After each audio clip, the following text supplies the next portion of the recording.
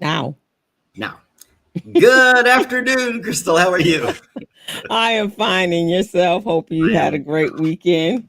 I had an awesome weekend. It was nice and mellow, and I hope to do it again one day. Went to a went to my book club, of course, which is always exciting, and Mm-hmm. then uh, went to a bar. Let her to hear some jazz, which is very nice. Smoked a cigar, a couple of those. Watched a movie. Didn't get any work done, so oh well. How was your weekend? I was at the B&P Open Tennis Open this weekend. We were in Indian Wells, Oh, and cool. yeah, we had a fantastic time. Took our tennis program. So we had over a Nice. hundred people Yeah.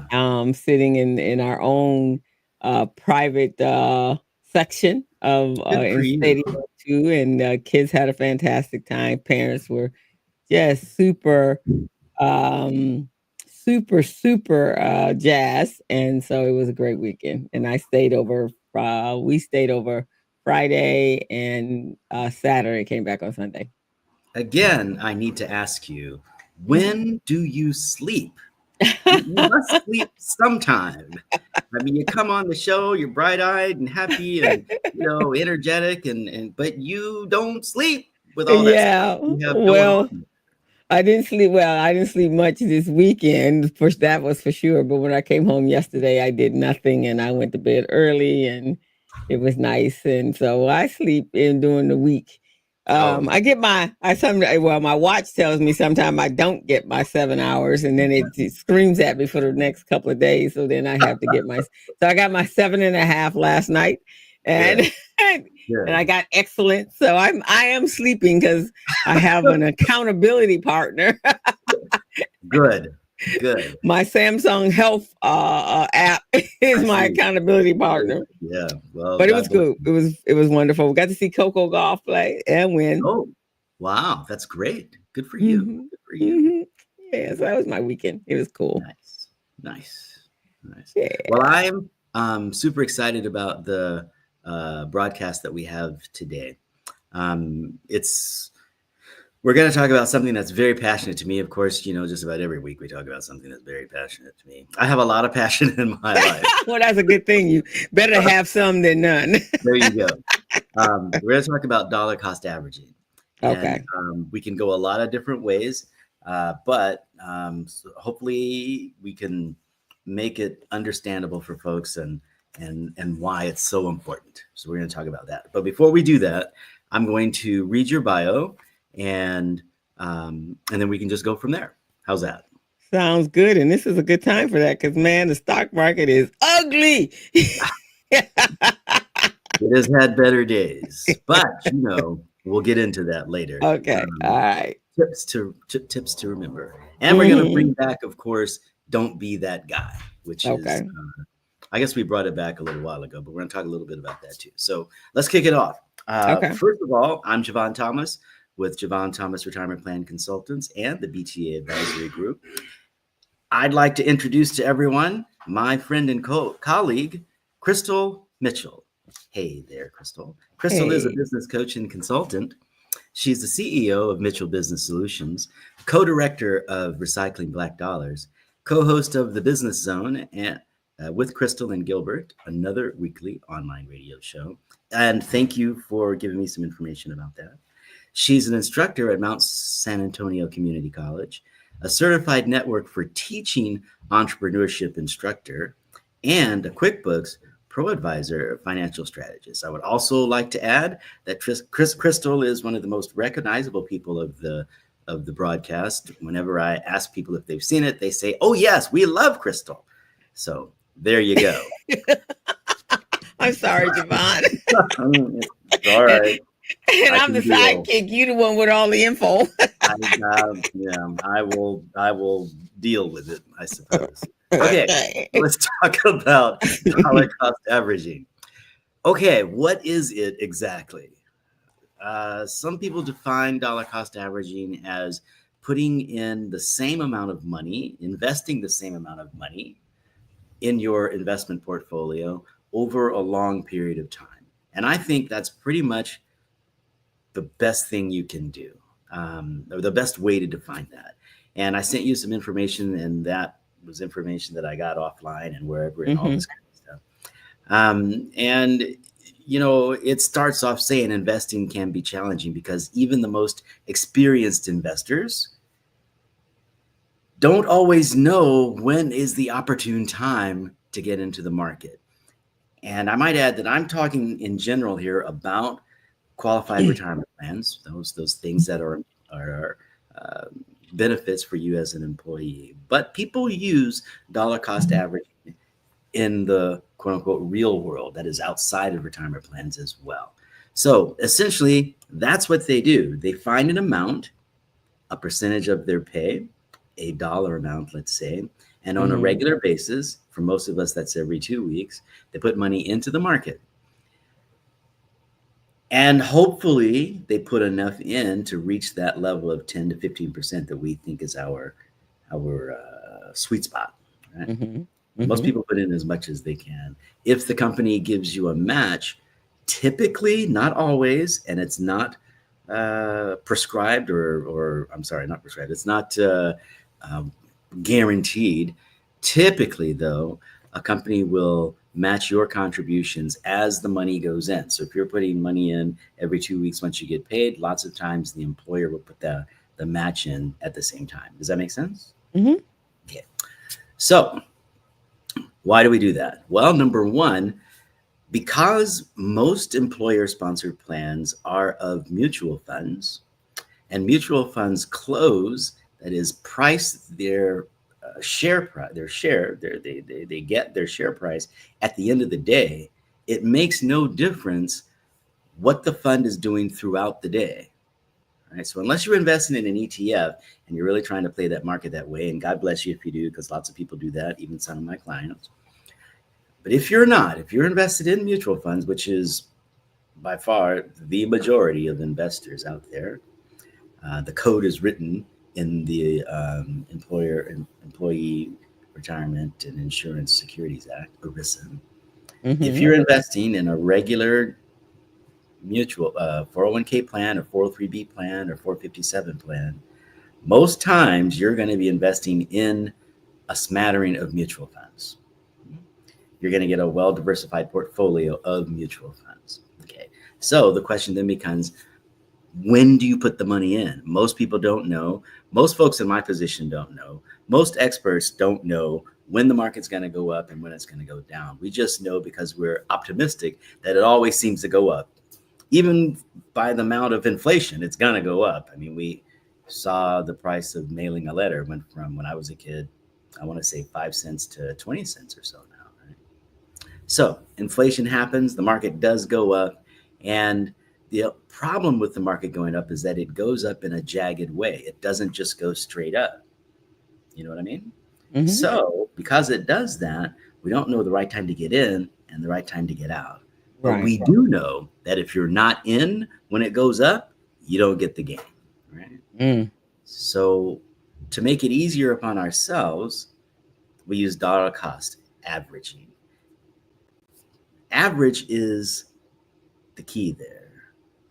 Because what we've found is that if you put money in on a regular basis for a considerable amount of time, then Mm-hmm. you end up getting the average price of that stock. So as that stock goes up, it goes down, it goes up, it goes down.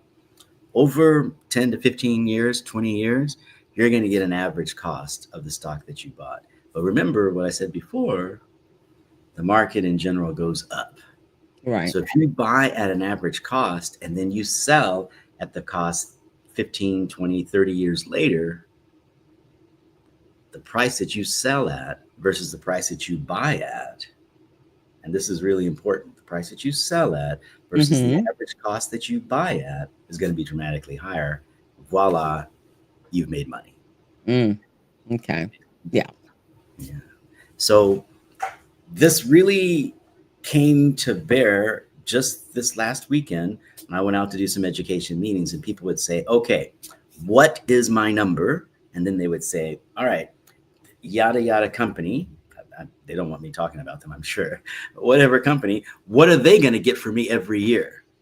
And I had to break it down and say, that's not how this works, right?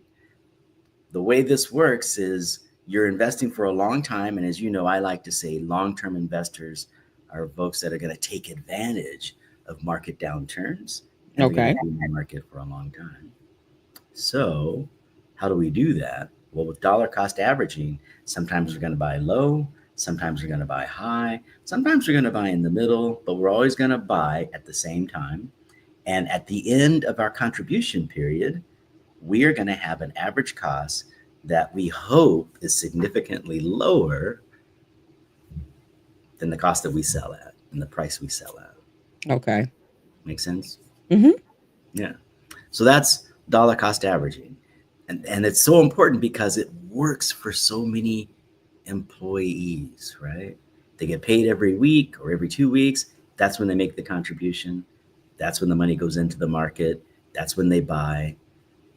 And they keep doing that and keep doing that for 20, 30 years. And voila, we've got a nice little nest egg there. Don't worry about it. What's it also do? Number one, it takes out when should I get in? It takes out when should I get out? It takes out when should I buy this particular stock, or when should I buy this particular fund, or should I buy technology this year right now, or what's hot? Is this hot or is that hot? I'm buying it all on a regular basis, so we don't have to worry about that. When we get to the don't be that guy, I've got another little comment about that. Okay. So that's dollar cost averaging. Questions?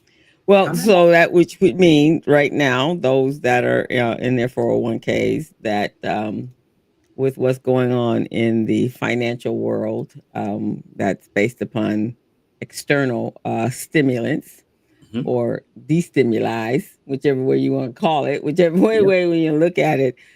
So basically, what you're saying is that right now they can kind of, because of the fact that if their fund is automatically doing the dollar cost averaging for them, that they just need to wait it out since it's a marathon, not a sprint anyway, right?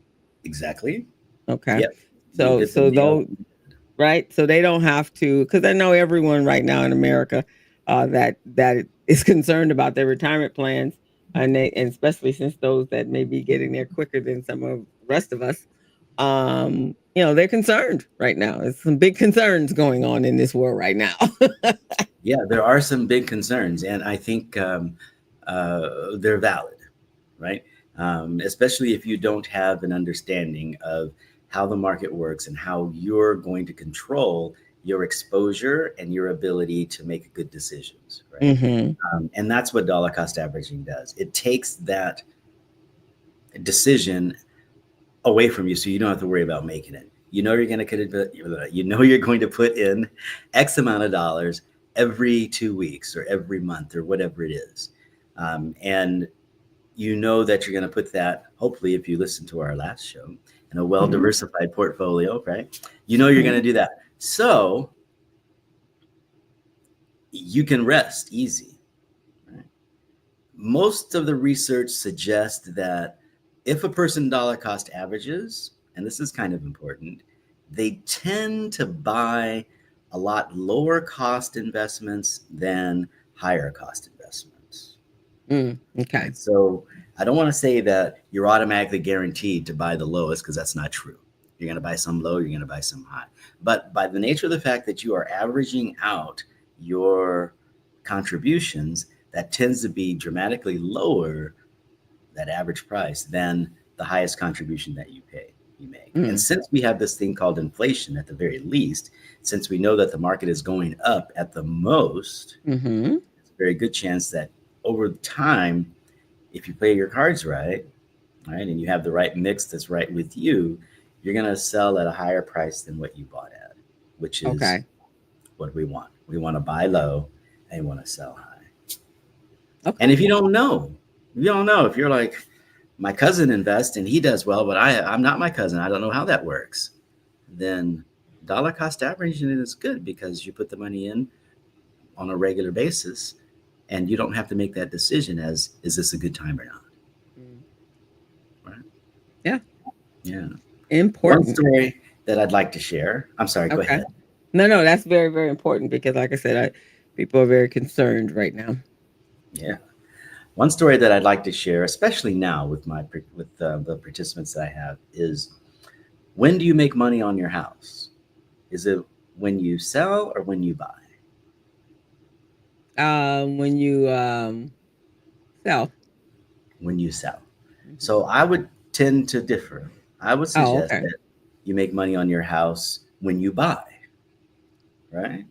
Because if you buy a house for $200,000, you're not in Southern California, but if you buy a house for $200,000 and you sell that house for $600,000, you make $400,000. Right? Hmm. Wouldn't you rather have bought that house for $100,000? Yes. Right? So the cheaper you're able to buy, the better money, the more money you're going to make. So you actually Okay. make money on your house when you buy rather than when you sell. Okay. So it's the same way with the market. You make money when you buy rather when you sell. So we want to buy as cheap as possible. And since we don't know when the market's going to tank, we use dollar cost averaging. Okay. Yeah, there it is. Oh, Okay. okay. Well, that works. Yeah. Comments about that? No. Uh-uh. So Okay. what's our don't be that guy? Okay. So the don't be that guy thing. This week's don't be that guy is don't be that guy that only has one vehicle for retirement. Having one vehicle like Social Security or like a 401k, having one vehicle for retirement, a life insurance policy, what have you, is like trying to build your house with a hammer, Mm, right? Um, it's just very, very difficult to do, mm, right? And eventually you're going to run into a situation where it doesn't work, right? It just doesn't. hmm. It's very difficult to build a house with just a hammer. It's It very is. difficult to retire with just a 401k plan. So the idea of, if you can have some rental property, consider your social security, consider that life insurance, term and or whole life, have that going, sitting down, talking with a financial planner to make a plan as to what your retirement is going to look like after 30 or 40 years of working, teaching your Hmm. kids that's a good thing to do. Um, that stuff is always all good because as these people were, as I was talking with my participants um, this week when I was out there visiting them, they wanted to know, all right, so how much do I need in order to retire?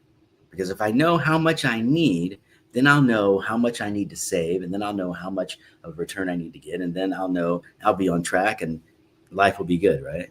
Hmm. Unfortunately, that number changes every year.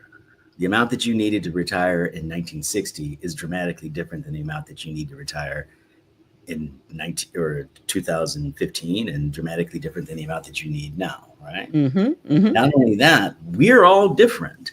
Some of us have houses, some of us have health programs, some of us don't, some of us have inheritances, some of us have land, some of us have, so we're all different.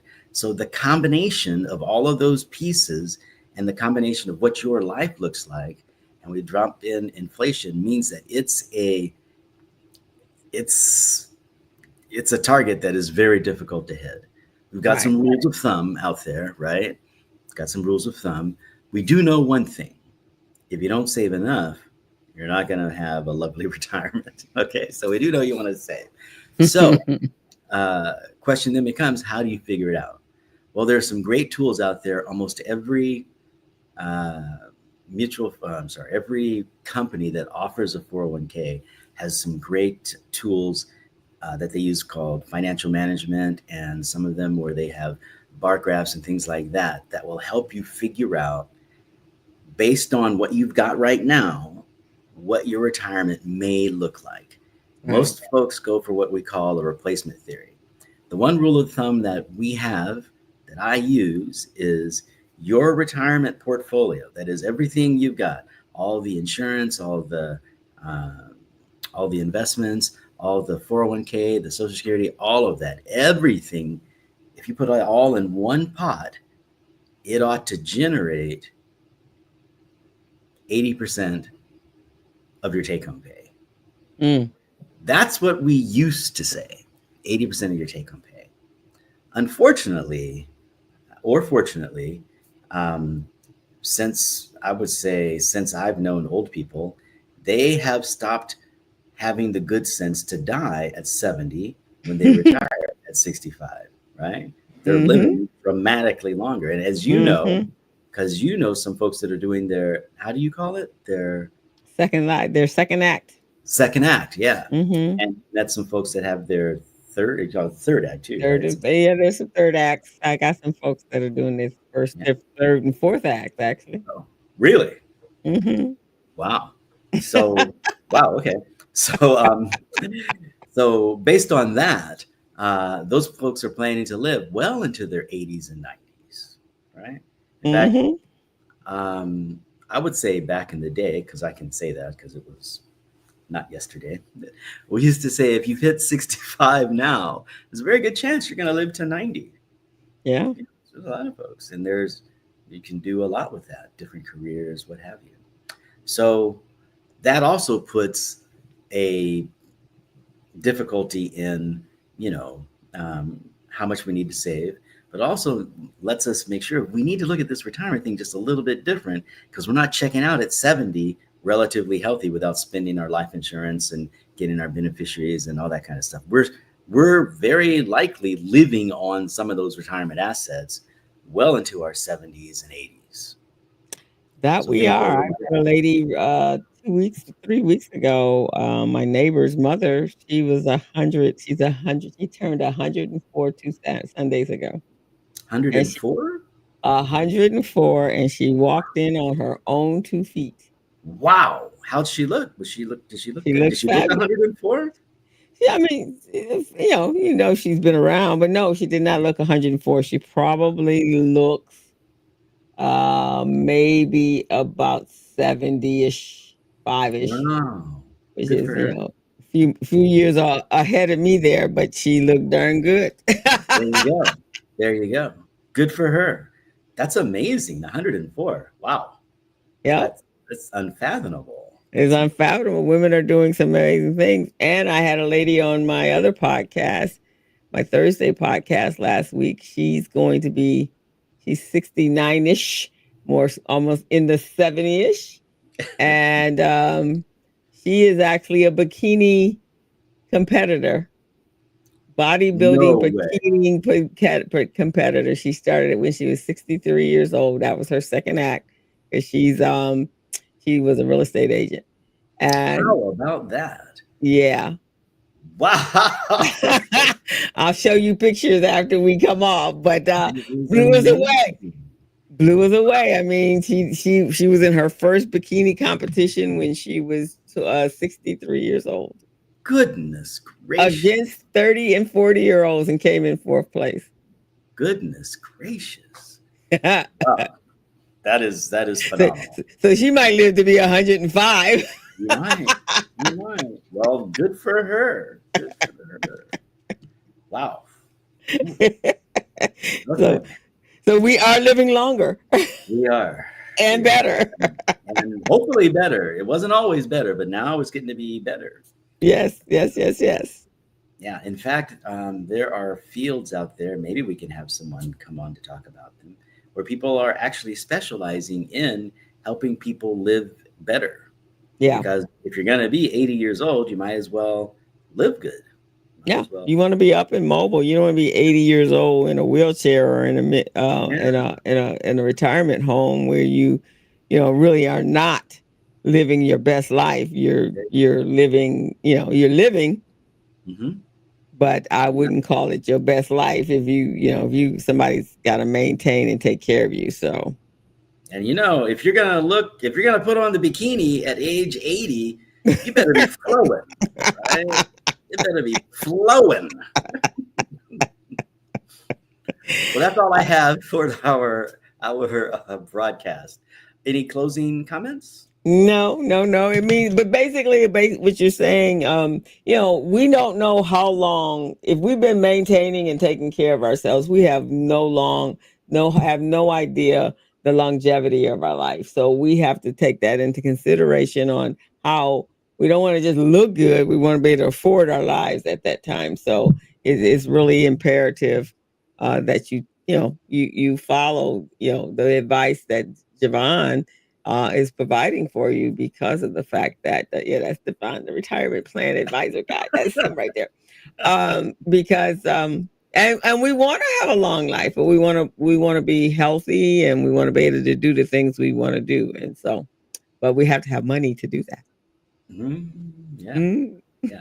I had money once. I liked it. I really Yeah, did. nice. All righty. Let's call it quits right there. Okay. And Crystal, always a pleasure. Thank you for joining me. And thank you all for joining us on Conversations on the Patio. I'm Javon Thomas, signing off for Crystal Mitchell, and we will see you next week.